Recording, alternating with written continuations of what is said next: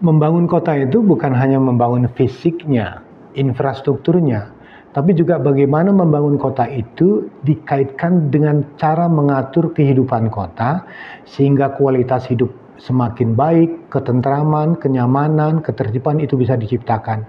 Karena dalam konteks yang seperti sekarang ini, kita mendorong kepada kualitas kehidupan yang lebih baik dalam mengatur interaksi sama warga. Nah, di dalam pembangunan kota itu ada juga namanya pembangunan hukum tentang perkotaan. Pembangunan perkotaan itu juga sangat terkait dengan bagaimana mengatur fisik ruangnya, mengatur administratifnya, mengatur investasinya. Dan dalam bentuk yang seperti inilah, kota perlu dikawal atau dituntun dengan aturan-aturan sehingga dari kekuatan aturan tersebut bisa membentuk struktur kota yang lebih tertata. Karena bagaimanapun struktur ruang itu adalah kekuatan hukum, menata ruang kota dengan kekuatan jaringan pelayanan. Pola ruang adalah terkait bagaimana kota itu dibangun dengan berbagai kegiatan budidaya supaya lebih harmoni. Nah, sekarang yang perlu menjadi catatan adalah mengaktualkan aturan-aturan tentang pengaturan di perkotaan itu menjadi bagian yang tidak terpisahkan dalam kehidupan bermasyarakat. Jadi kalau kita membangun kota, dibutuhkan adanya kekuatan struktur yang membangun kultur. Kultur ini penting karena kota juga dibangun dengan budaya hidup berkota. Mengapa budaya hidup berkota ini juga penting?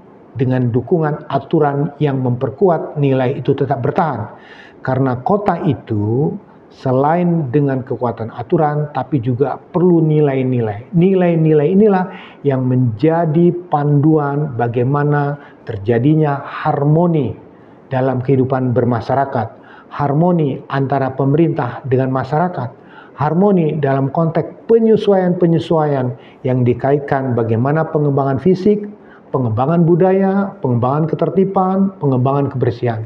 Salah satu budaya yang menarik dalam membangun sebuah kota adalah bagaimana munculnya budaya cinta kebersihan. Tidak membuang sampah sembarangan. Apakah dengan sebuah peraturan kemudian muncul ketertiban oleh masyarakat terkait bagaimana mengelola sampah? Nah, untuk sampai ke sana, maka dibutuhkan aturan-aturan yang bisa membuat adanya budaya mencintai kota, mencintai kebersihan kota yang lama-lama diharapkan menjadi sebuah kebiasaan baru. Nah, ke depan, kota-kota di Indonesia itu minimal satu, dia membutuhkan undang-undang perkotaan. Karena di desa sudah ada undang-undang tentang pedesaan. Tapi bagaimana juga undang-undang perkotaan ini bisa menjadi rujukan dalam konteks membangun kebijakan kota dengan visi yang lebih jelas dan lebih tegas.